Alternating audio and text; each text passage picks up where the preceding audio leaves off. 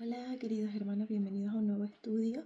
El día de hoy vamos a hacer la continuidad del estudio que en su momento hizo nuestro hermano Simón respecto al mes de la Reforma, sobre todo hoy que es 31 de octubre, ¿cierto? Vamos a festejar el mes de la Reforma, el día de las iglesias evangélicas.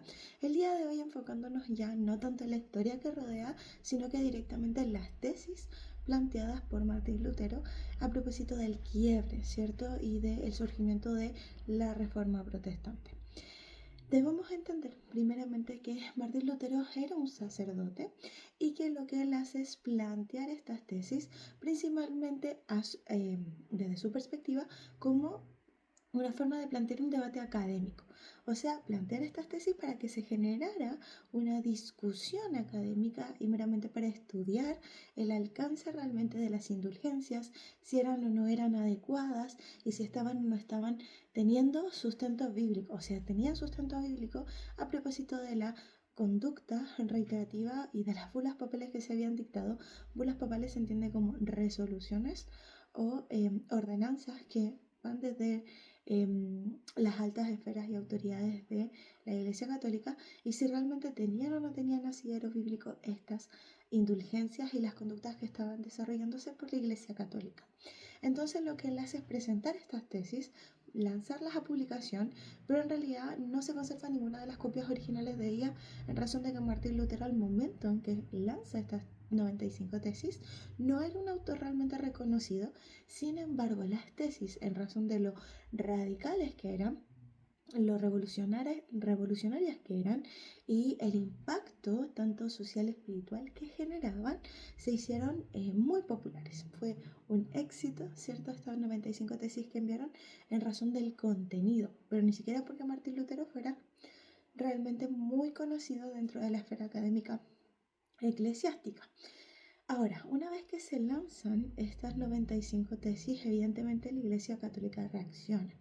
Ahora, acá podemos dividirlo el análisis en dos esferas. Por un lado, Martín Lutero sí lanzó estos panfletos, ¿cierto?, respecto para este tratamiento académico y por lo tanto se hicieron públicas, pero Martín Lutero siempre defendió en vida que él intentó, por las vías institucionales de la Iglesia Católica, presentar la problemática que generaban las indulgencias, en específico a sus autoridades eclesiásticas dentro del obispado y arzobispado, y que en realidad no eran una postura correcta. Esta problemática el obispo lo presenta también a sus autoridades eclesiásticas y es ahí donde se inicia también un procedimiento en contra de él para investigar lo que le estaba señalando y también bastantes textos que se oponen a lo que Martín Lutero estaba presentando y en defensa también de las indulgencias. Un sacerdote en específico recomendó que él debería haber sido condenado a la hoguera por herejía, o sea que debería haber sido quemado por herejía, pero lo que el concepto que se dio respecto las, de las tesis fue que eran presuntuosas, ¿ya? La resolución que se dictó a propósito de las tesis es que eran presuntuosas. ¿Y qué es un presuntuoso? Bueno, que pretende pasar por elegante, por docto, por lujoso, por en realidad darse más énfasis de lo que realmente tenía. Entonces lo que se presenta por la Iglesia Católica es, él está tratando de darse mayor auge y darse a conocer y generar una revolución en base a una postura radical a una temática que ya estaba debatida y estaba más o menos uniforme dentro de la Iglesia Católica. Martín Lutero defendió la idea de que él no tenía la intención de provocar una división dentro de la iglesia, sino que simplemente fueran reformadas ciertas conductas o que se dejaran atrás ciertas conductas que no estaban acorde con lo que él había aprendido y escudriñado en las escrituras. Entonces lo que vamos a ir haciendo es un rápido repasito. La idea es presentarles las 95 tesis para que ustedes también las puedan leer a través de este video, para hacer un rápido repasito por cada una de las tesis y cuál era el contenido en realidad que tienen y el objetivo que tenían dentro de este gran texto. Ahora, una de las precisiones importantes que deben tener en consideración es que Martín Lutero es de base católica. ¿Ya? Y por lo tanto, bajo esa lógica también hay creencias o cosas que a nosotros nos pueden resonar como el purgatorio, de las cuales habla Martín Lutero también. Entonces, para que también tengamos en la altura de mira y podamos también tener un ojo crítico respecto de las tesis y ver también cómo se ajustan a la realidad bíblica y por qué fueron tan revolucionarias en su tiempo, generando toda la reforma protestante de la cual nosotros también descendemos. Ya, estas son las primeras cuatro tesis, perdón, que presenta Lutero, siendo la primera una de las más destacadas o conocidas, que dice: cuando nuestro Señor y Maestro Jesucristo dice, haced penitencias, ha querido que toda la vida de los creyentes fuera penitencia. ¿A qué se refiere con este primer enunciado, esta primera tesis, que ya era muy revolucionaria, de que las penitencias no estaban asociadas a un sistema de yo cumplo con esta penitencia y soy liberado de mi pecado, sino que la penitencia era una vida de sujeción y obediencia a la autoridad divina? Que no era que yo soy obediente en esta penitencia, cumplo con mi penitencia y ya estoy, sino que mi vida completa debería ser en penitencia, no entendiendo penitencia como castigo, sino entendiendo la penitencia como una fuente de obediencia y de relación genuina con Dios.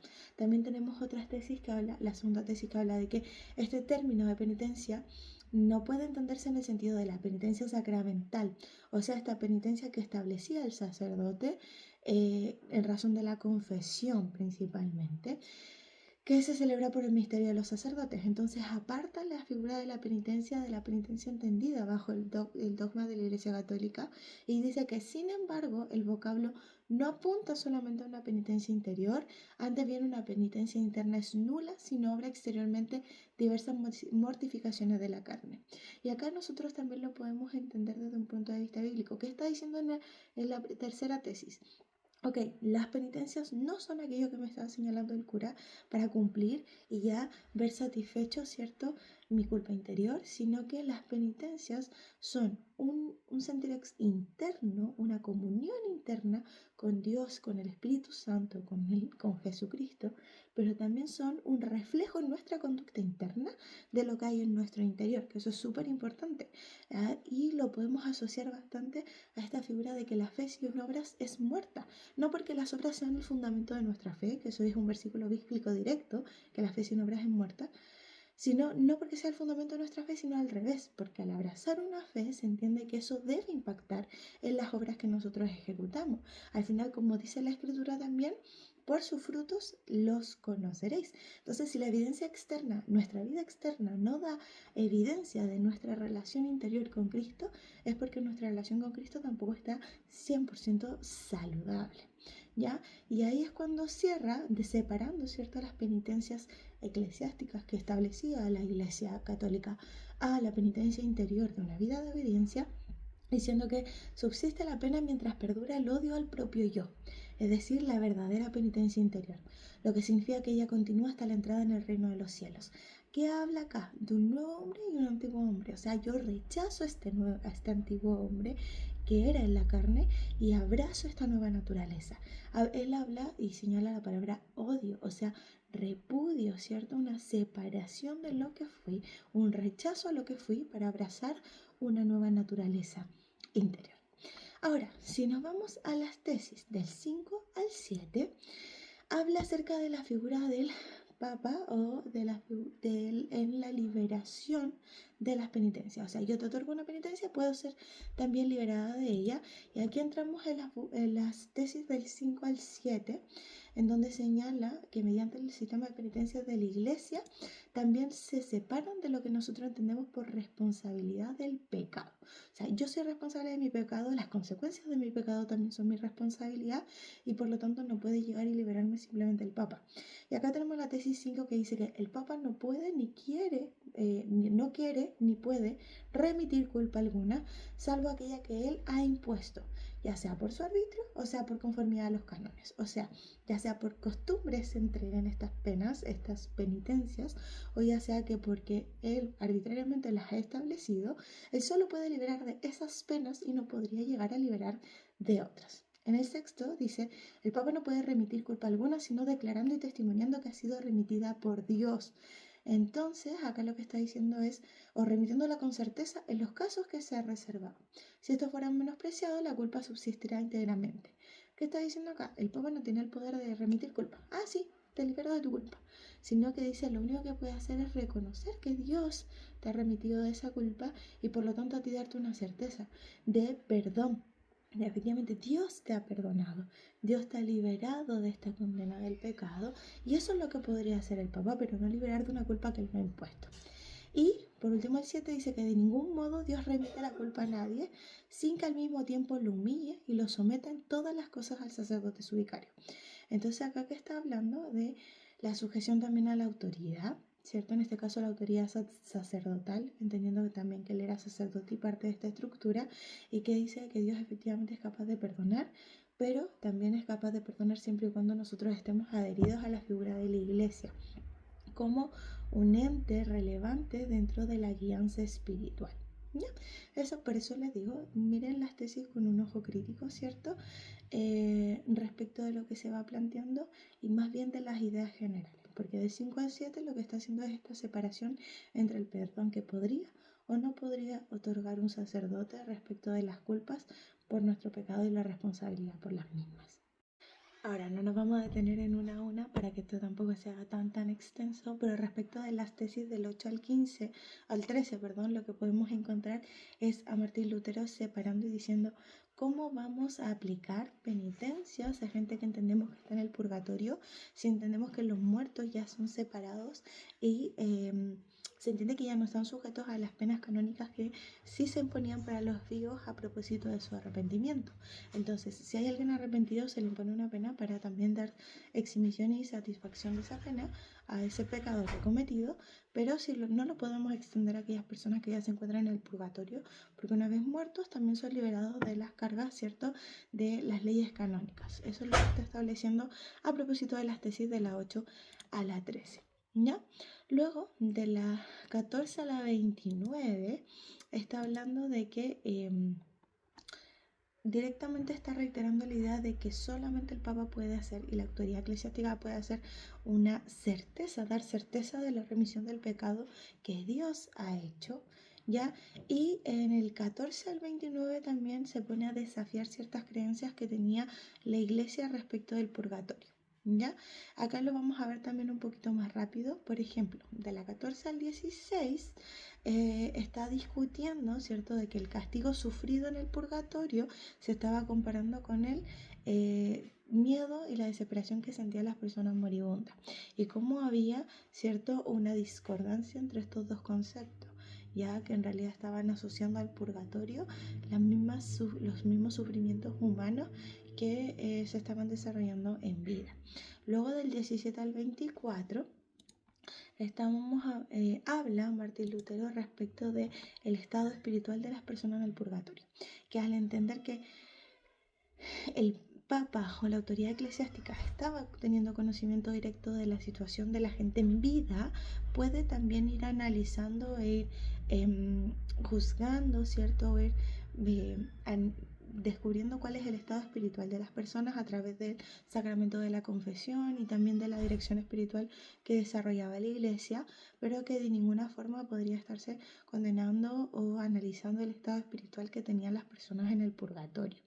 Luego, del 25 al 26, se niega el poder que el Papa pueda tener directamente en el purgatorio, como si de alguna forma pudiera introducirse en él, perdonar pecados, eximir de culpa u otorgar también penitencias a propósito de él. Y luego, en el 27 al 29, también critica esta idea del pago, ¿cierto? De que al realizar el pago, el ser querido del comprador, porque acá estaban comprándose indulgencias, no solamente para remitir la pena de una persona viva, sino que también para remitir las penas de las personas que ya habían fallecido y que se encontraban bajo la doctrina y la creencia de la Iglesia Católica en el purgatorio. Y por lo tanto dice que en realidad lo que se pretendía a través del pago de estas indulgencias es liberarte de la consecuencia temporal del pecado, y que por lo tanto no tenía sentido que estas personas que se encontraban en el purgatorio también fueran liberadas de su pecado mediante este pago de indulgencias.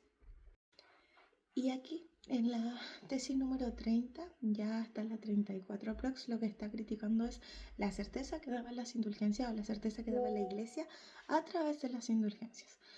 ¿A qué nos referimos con esto? Que, por ejemplo, en la tesis número 30 dice que nadie está seguro de la sinceridad de su propia contrición y mucho menos de que haya obtenido la remisión plenaria. ¿Ya? En este caso, ¿en qué entendemos? Lo podemos relacionar con un versículo de la Biblia que dice que el corazón contrito y humillado Dios no lo rechaza. Entonces, lo que está diciendo Martín Lutero es, ¿quién está realmente convencido de que su corazón en realidad está contrito, de que es sincera su contrición y por lo tanto su acercamiento a Dios, de que es sincero su arrepentimiento? Entonces, bajo esa lógica, si lo relacionamos con la tesis número 31, dice, perdón, la tesis número 32 dice que eternamente van a ser condenados junto con sus maestros aquellos que crean, ¿cierto? Estar seguros de su salvación mediante una indulgencia. Entonces, lo que está criticando no es la sinceridad de un arrepentimiento genuino. O sea, es que ¿cómo tú puedes estar seguro de que realmente estás arrepentido de la conducta que has establecido? Sino que lo que está diciendo es, ¿cómo tú puedes decirme que estás 100% seguro de que tu salvación ha sido restaurada, de que tu arrepentimiento es genuino, si lo único que hiciste fue comprar una indulgencia para remitir la pena temporal de tu pecado, la pena terrenal de tu pecado? Ahora, ¿cómo podemos entender la figura de pena terrenal? Por ejemplo, con el mismo caso de David.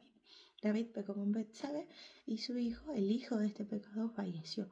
Lo podemos entender como una consecuencia directa del pecado que estaban cometiendo, ¿sí? En base a la lógica que Dios lo establece, ¿cierto? O como lo presentan las escrituras. Entonces, David se liberó de esa pena temporal. No. David se liberó de la reprimenda que dio al profeta. No. No se liberó de las consecuencias inmediatas de su pecado. Sin embargo, su corazón contrito y humillado sí le permitió alcanzar nueva misericordia por parte de Dios. Entonces acá también lo que las indulgencias buscaban era liberarme de esta carga temporal de que, uy, ¿qué me puede pasar a propósito de mi pecado? Pero no tenían más allá un objetivo eterno de restauración de la relación con Dios. Entonces, por eso aquí es que critica la certeza que le da los curas de tener salvación y de, en realidad más que la salvación, de ser liberados de las cargas del pecado con el pago de una indulgencia directamente. Y luego en la 35 y la 36 va potenciando esta idea de que en realidad que nadie sabe si realmente una persona se está o no se está arrepintiendo de verdad y que en realidad por lo tanto una carta que emitía la iglesia diciendo, yo puedo asegurar que tu arrepentimiento es genuino, es peligroso no solamente para la persona que recibe la indulgencia y que puede estar tentado a recibir una falsa seguridad que en realidad no tiene en razón de que su arrepentimiento no es genuino, y segundo también es peligroso para la institución de la iglesia porque en realidad le están restaurando el estado, ¿cierto?, de santidad a una persona de la cual no tenemos una evidencia genuina de su arrepentimiento, ¿ya? Y que en realidad básicamente lo que hace entre el 36 y 35 y 36 dice, en el 36 en específico dice que cualquier cristiano verdaderamente arrepentido tiene derecho a la remisión plenaria de pena y culpa, o sea, plenaria plena, total de su pena y de su culpa, aún sin carta de indulgencia. Entonces, lo que está diciendo acá es, no es la carta de indulgencia la que determina si alguien es o no es perdonado, sino que es el arrepentimiento, y que la existencia de una indulgencia podría provocar, ¿cierto? O sea, yo voy y pago, ¿cierto? El perdón podría provocar una disminución, y que de hecho fue el fenómeno social que se provocó, una disminución en el rango moral de los creyentes, porque al final nada importaba, no importa nada, total, luego voy, pago la indulgencia y ya se restaura mi estatus, vuelvo a ser perdonado. Entonces, al final, si el perdón se puede comprar, nos olvidamos que es algo mucho más inmaterial que proviene de un arrepentimiento, una humillación delante del Señor, y que ha restaurado el estatus de santidad no por lo que nosotros podamos hacer o comprar, sino por lo que Dios o Cristo ha hecho por nosotros. Y estas mismas ideas que le acabo de presentar también son las mismas que se reflejan en las tesis 37 a la 40. En la 37 dice, cualquier cristiano verdadero, sea que esté vivo o muerto, tiene participación en todos los bienes de Cristo y de la Iglesia. Esta participación le ha sido concedida por Dios aún sin carta de indulgencia. Y acá también lo podemos relacionar con otro pasaje en que habla de que cuál es realmente el camino al Padre. Y en realidad Jesús se presenta en la Biblia como el camino, la verdad y la vida. No podemos tratar de obtener por medio de una carta de indulgencia, o es lo que presentaba Martín Lutero al menos, no podemos obtener por medio de una carta de indulgencia aquello que ya recibimos no por derecho, no por merecimiento, sino como regalo de Dios. Y dice cualquier cristiano verdadero, vivo o muerto, aquel cristiano que vive aún, nosotros que hemos abrazado la cruz como nuestra verdadera fe y fuente de esperanza, no se nos puede privar de los beneficios de ser hijo solamente por no haber obtenido una indulgencia, y en contrario sensu no se le pueden regalar los beneficios de un hijo a aquel que no lo es, por mucho que quiera comprar ese estatus. Y de hecho, luego en el 39 y 40, Martín Lutero reitera la idea de que va a ser mucho más difícil que la gente quiera y pueda arrepentirse si puede obtener el perdón y su santificación mediante la compra de un elemento material, alejándonos de la gracia santificadora de Dios en nuestras vidas, alejándonos del poder de la cruz y del sacrificio de Cristo y acercándonos a algo que podamos obtener por nuestros propios medios, por nuestro poder adquisitivo, como era la obtención de indulgencias, que era una conducta tan masificada en la época de Martín Lutero. Ahora, llegando a las tesis de la 41 a la 47, lo que hace Martín Lutero es confrontar, ya directamente meterse en el bolsillo, diciendo en realidad no podemos poner por encima de las obras de caridad el pago de las indulgencias. No podemos decir que un cristiano es más cristiano por un pago de indulgencia que, por ejemplo, por ayudar al huérfano, al pobre, al necesitado, al desamparado. Que si el dinero que yo podría estar dedicando a las obras de caridad, yo lo estoy señalando o lo estoy dedicando a pagar mi salvación, a pagar mi beneficio a ser cristiano, en realidad lo que estoy haciendo es oponerme a todo el sentido de la escritura. Y acá lo podemos relacionar con un par de pasajes que también me gustaría que fueran buscando. A propósito, por ejemplo, de cómo Jesús instruyó la protección del viuda, la protección del huérfano, cómo todo el pueblo de Israel tenía una estructura asociada también a la protección de los más desfavorecidos, o como también la misma iglesia cristiana en sus bases, los primeros creyentes compartían todo en común, distribuyéndolo según su necesidad, sin olvidar jamás a aquellos que estaban más desfavorecidos. Entonces Martín Lutero acá también los confronta, o sea, tienes dinero, perfecto, que si bendiga, no hay nada malo con ello, pero ¿en qué estás dedicando? ¿A qué estás enfocando tu dinero? ¿Lo estás llevando a la iglesia para comprar tu salvación o lo estás dedicando realmente a las obras a las que he sido llamado a realizar, de las cuales se encuentran también las obras de caridad? Entonces los confronta respecto también al uso del dinero y que jamás en ningún concepto el pago de estas indulgencias debería encontrarse por sobre las obras de caridad, que no hablan tanto de nosotros, nuestro egoísmo y buscar nuestra propia complacencia, sino como de hacer las obras en las que el Espíritu Santo nos inspira a realizar en razón de la fe que hemos abrazado, como lo son las obras de caridad. Ahora, dentro de la 48 a la 52 sigue potenciando esta idea de que no podemos dejar por encima de cualquier otra cosa el pago de las indulgencias, y tampoco podemos olvidar el contexto cierto católico que tenía Martín Lutero, y también hace una defensa al Papa. Él dice, si el Papa realmente supiera lo que se está construyendo en sus iglesias, en las iglesias católicas, si supiera cómo se están manejando a los feligreses, si supiera lo que se le está enseñando a sus feligreses, sin duda que se opondría, porque entiende, y de hecho dice en las 50, debe enseñarse a los cristianos que si el Papa conociera las exacciones de los predicadores de las indulgencias, preferiría que la Basílica de San Pedro se redujese a cenizas antes que construirla con la piel, la carne y el hueso de sus ovejas. ¿Qué está diciendo? Que los sacerdotes estaban haciendo abusos, en este caso ya económicos, sobre la población católica, sobre los creyentes, sobre los cristianos, y que en realidad esa conducta expone a la figura del Papa, pero exacerbémoslas un poco más, esa conducta desagrada o debería ser desagradable delante de un verdadero creyente, un verdadero padre, guía espiritual, y sobre todo es desagradable delante de los ojos del Señor, donde se explotaba la población católica, que era la generalidad en esa época, porque no teníamos otras religiones igualmente extendidas, y decía que si en realidad tuviera conocimiento de lo que estaba haciendo la iglesia, le sería para él deshonroso, al punto que preferiría que toda la institución se cayera. A eso se refiere cuando habla de que la Basílica de San Pedro se redujese a cenizas, o sea, que toda esta estructura eclesiástica se cayera antes de estar cometiendo abusos contra el pueblo de Dios. Y bajo esa figura hay una frase que se repite continuamente por Lutero en esta tesis, ya desde la 41 en adelante. La primera vez que se utiliza es si no mal me equivoco, en la tesis 42, que dice: debe enseñársele a los creyentes, debe enseñársele a los cristianos. Lo que está presentando aquí es que debemos hacer presente a los creyentes, debemos hacer presente a los cristianos las cosas que están mal. Ellos deben ser capaces de darse cuenta de que esto es así, deben darse cuenta de cuál es el verdadero alcance de la Escritura, deben darse cuenta, deben enseñárseles a poder discernir si lo que están viviendo eso no es correcto delante de los ojos del Señor, ¿ya? Y luego ya entramos en la tesis 53, a la 55, en donde está hablando de las restricciones de las predicaciones.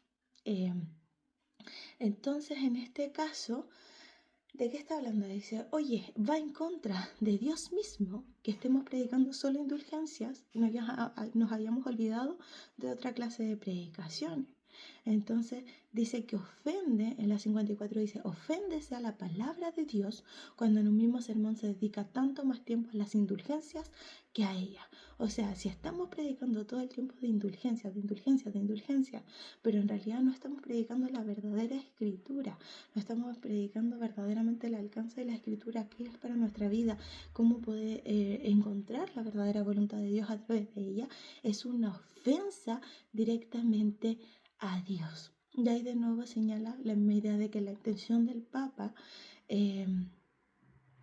dice que ha de ser la intención del Papa que si las indulgencias, que muy poco significan, se celebran con una campana, una procesión, una ceremonia, el Evangelio, que es lo más importante, deba predicarse con 100 campanas, 100 procesiones y 100 ceremonias. Entonces, ¿qué está diciendo?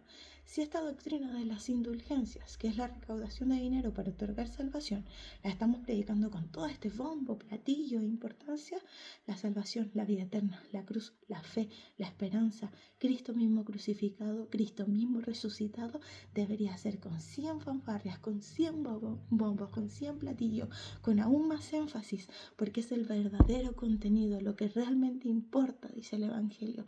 Dice que es lo más importante. Y ya luego entramos en la tesis 56 a la 66, donde habla acerca del tesoro de méritos. ¿A qué se refiere la doctrina del tesoro de méritos de la Iglesia Católica? A todos estos, a la acumulación de santidad, buenas obras, rectitud que tenía Cristo y también sus santos, la Virgen María y otros santos que pudieran tener. Entonces, cuando hablamos del tesoro de méritos, es ir acumulando, ¿cierto?, esta rectitud y buenas obras. Entonces, en estas tesis de la 56 a la 66, lo que está criticando es que han malentendido el tesoro de mérito.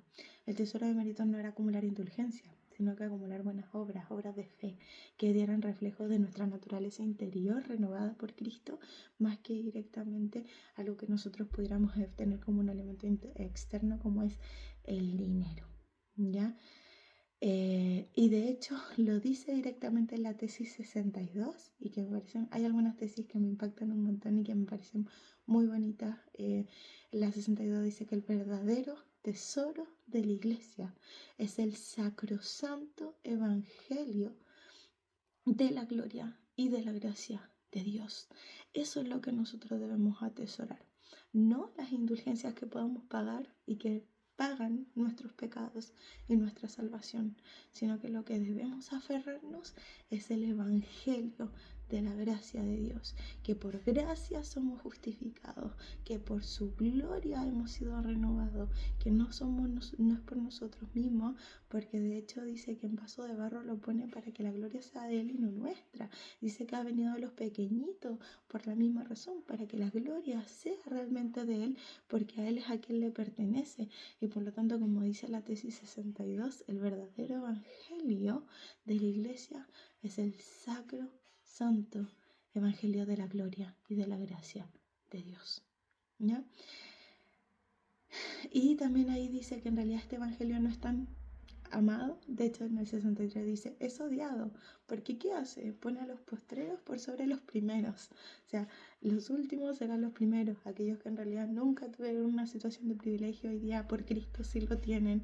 Y contrario censo de la teoría de las indulgencias, porque el que más dinero tenía, más podía obtener. Por lo tanto, se mantenía este régimen en donde quienes más tienen, más obtienen, y por lo tanto se mantenía esa misma estructura. En cambio, en Cristo todos tenemos un plano de igualdad, podemos obtener su gracia de la misma manera, y dice que los últimos, los postreros, efectivamente van a llegar a ser los primeros. Por lo tanto, socialmente no era tan aceptada esta figura de el evangelio real como lo era cómodo el evangelio de las indulgencias para aquellos que realmente tenían poder y poder adquisitivo y social. Y lo mismo reitera desde la 67 al 80 que la forma en la que se predicaban las indulgencias no era la correcta. ¿Por qué? Porque dice que en realidad la forma en la que se estaban predicando las indulgencias era casi como una casa de brujas. Aquellos que no estaban a favor de las indulgencias eran perseguidos por los mismos miembros de la iglesia. Y dice, en realidad, los que están en contra de las indulgencias, los que predican en contra de las indulgencias, anatema, malditos.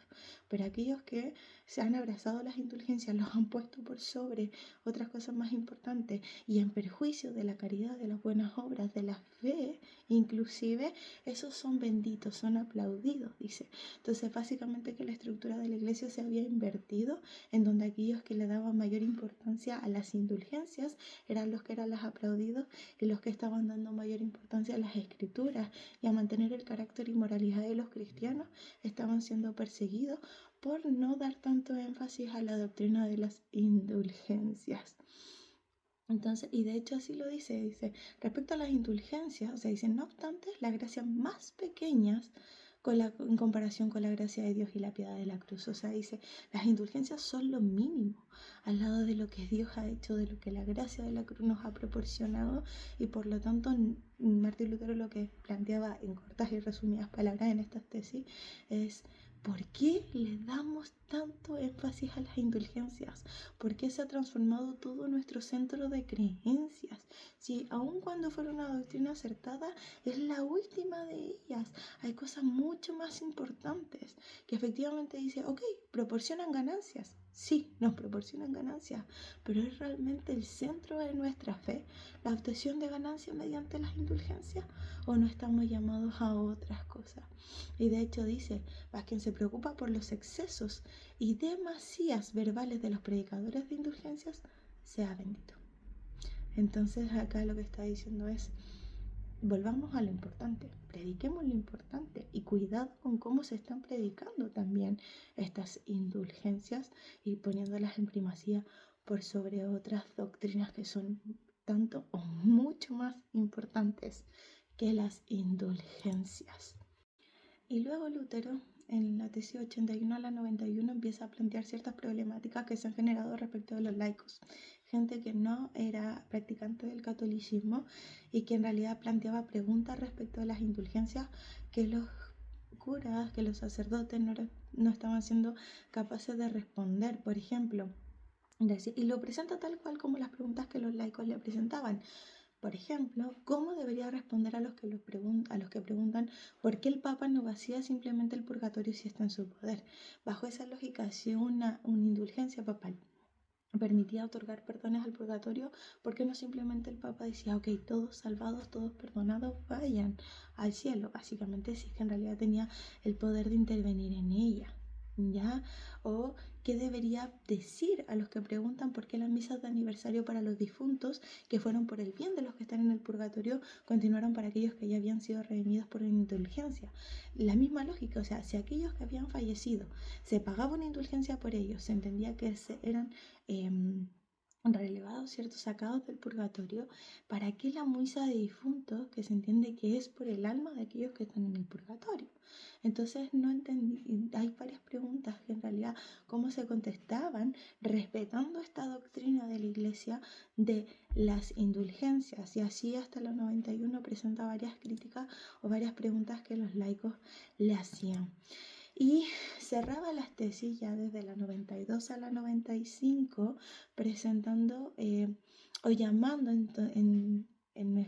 mejor dicho, a los cristianos a imitar a Cristo, incluso ante el dolor, incluso ante el sufrimiento, incluso ante la contrariedad, que es mucho más, es preferible persistir en el castigo, persistir en esta incerteza de perdón, seguir abrazando, seguir perseverando en la fe a través de conductas de fe, de pureza, de perseverancia, y entrar al cielo a una falsa certeza de perdón sin que hubiera mediado un genuino arrepentimiento de por medio. Y eso dice en su tesis 95, 94, 95. Es menester exhortar a los cristianos que se esfuercen por seguir a Cristo, su cabeza, a través de penas, muertes e infierno, y a confiar en que entrarán al cielo a través de muchas tribulaciones antes que por la ilusoria seguridad de paz. ¿Qué está diciendo? Que en realidad es preferible poder entender que nuestra naturaleza pecaminosa nos va a hacer fallar y que debemos volver una y otra y otra y otra vez a los pies de la cruz para alcanzar nueva gracia, para alcanzar nueva salvación, que tener esta falsidad de seguridad de porque solo pago una indulgencia ya soy salvo. Y este mensaje sigue tan vigente, amados hermanos. Pensamos que por el solo hecho de ir a una iglesia, por el solo hecho de vestir de cierta manera, por el solo hecho de procesar cierta fe, ya somos salvados. Pero es mucho más profundo.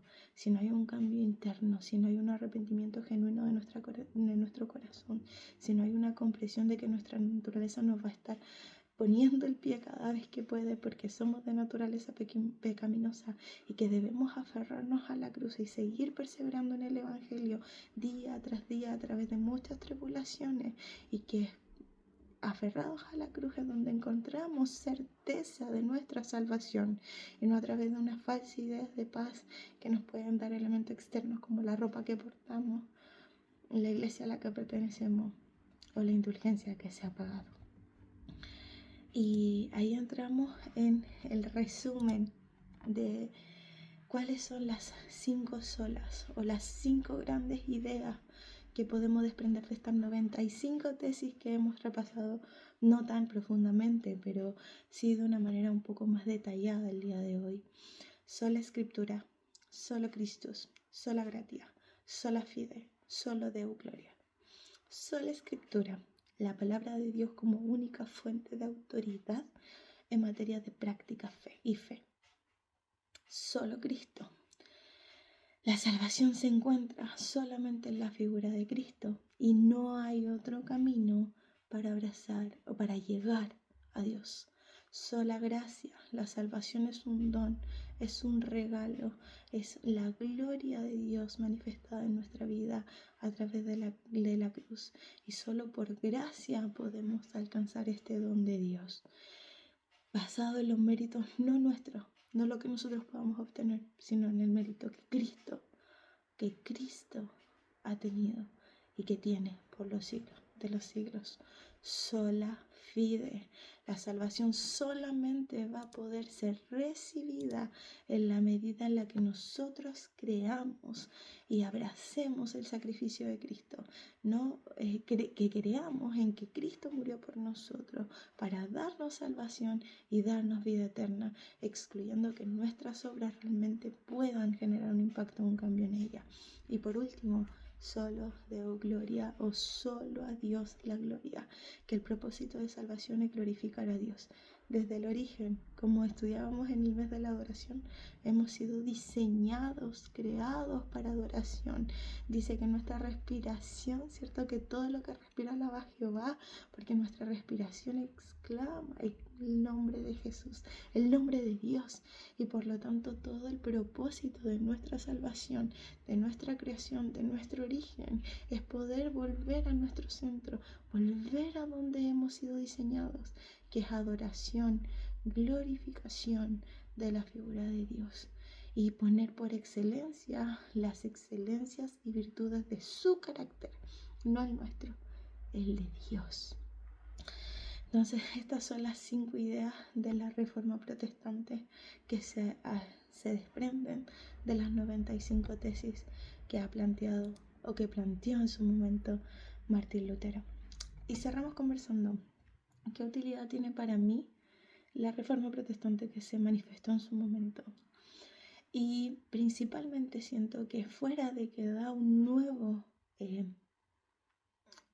concepto de muchos principios bíblicos, no solamente se opone a las indulgencias planteando estas 5 ideas principales que son base de nuestra fe, nuestro credo hoy día como iglesias protestantes, sino que también nos otorga la posibilidad de pensamiento crítico, la posibilidad de oponernos a lo que todos están pensando, porque entendemos que nuestra fuente de conocimiento, nuestra fuente de verdad, no es algo impuesto porque sí, sino que es un culto racional basado en la veracidad de las escrituras.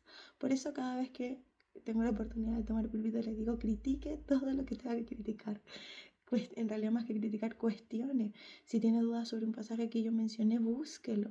Si tiene alguna duda respecto a un principio que se está predicando en su iglesia, escudriñelo en las escrituras. Abracemos a la Biblia como fuente de toda autoridad.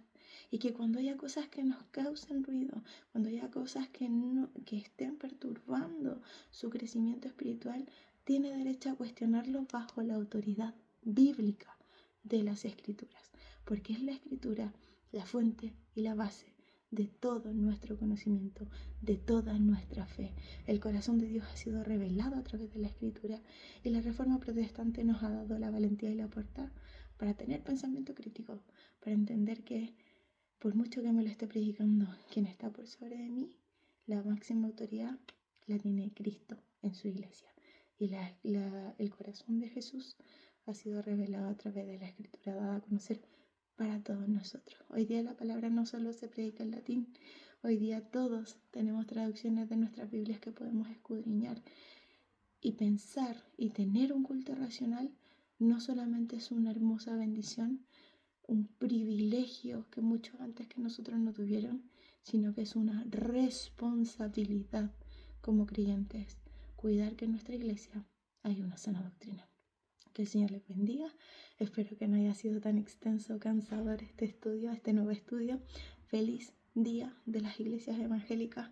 No hay nada más hermoso, no hay nada más precioso que abrazar la verdad de la cruz, que abrazar a Cristo como una única fuente de salvación, que abrazar a Dios como la última, como la única figura de adoración, y sobre todo a la escritura, o junto con ello a la escritura como fuente también de toda verdad.